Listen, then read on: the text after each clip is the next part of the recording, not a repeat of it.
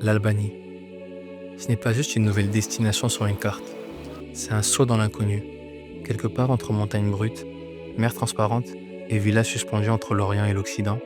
Sur les routes sinueuses, les maisons en pierre, les cafés remplis d'hommes qui jouent aux cartes et les vieilles Mercedes donnent cette impression de pays simple, vrai, encore loin du tourisme de masse.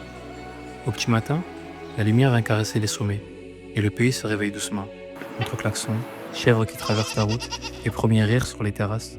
Plus tard, c'est le bruit des vagues, le sel sur la peau, les plages encore sauvages où l'on peut marcher encore longtemps sans croiser grand monde, avec parfois un minaret ou un clocher qui dépasse au loin. Ici, l'islam est la religion la plus présente. Mais ce n'est pas une étiquette qui résume le pays.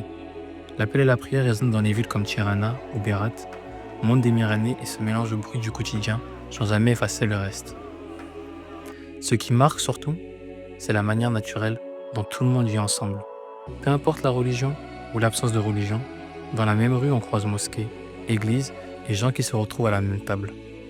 Et l'ambiance donne vraiment l'impression que l'important ici, c'est d'abord d'être albanais avant tout.